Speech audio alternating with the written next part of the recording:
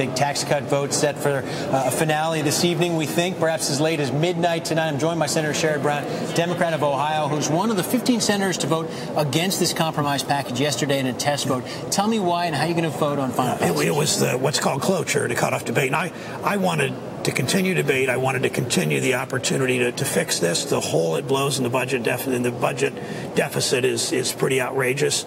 But we did as much as we could to try to change it. The Republicans have dug in. It's not going to happen. I likely will vote yes today because it's got things in that I think help the economy and things in that clearly help unemployed workers and middle-class taxpayers. And as much as there is that I don't like, there's a lot in it I do like.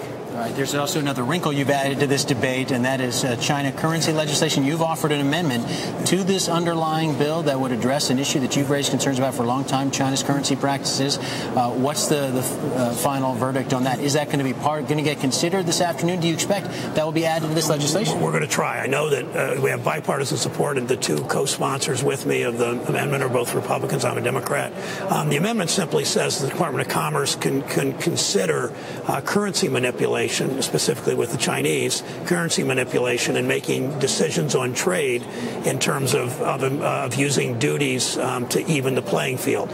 We know how China has undercut American manufacturing. We've allowed it to happen. I don't totally blame them. It's our fault because we've let it happen. We've seen about a $1.7 trillion trade deficit bilateral with China, cumulative since they joined the World Trade Organization.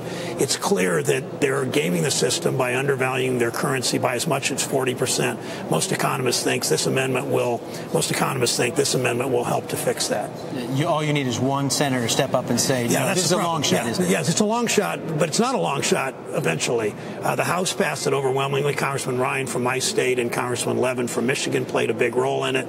Overwhelming support in both parties in the House. We'll get the same in the Senate when it comes up to a vote. I'm hoping it's this week rather than waiting till the new year. I know it's going to happen, but the sooner rather than later will matter for manufacturing jobs in Cleveland and Toledo, Ohio, and all over the country. Let me ask you about the big picture for this tax bill. The bigger issue is the House, where you served in the House as well. What do you think is going to happen at the end of the day? Do you think your colleagues in the House, the Democrats there, are prepared to go to the mat on the estate tax and block this thing and perhaps gridlock and taxes go up for all Americans by the end of the year? Well, they don't want that to happen. I know. I've talked to enough members of the House. I'm hopeful that they will fix the estate tax, make it a little more fair, so it doesn't blow this huge hole in the budget deficit. Send it back to the Senate, and we accept it that way.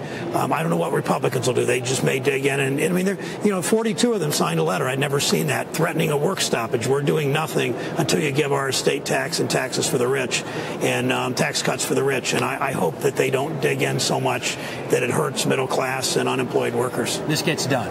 This will get done. All right, Senator Sherrod Brown, Democrat of Ohio. Appreciate the time.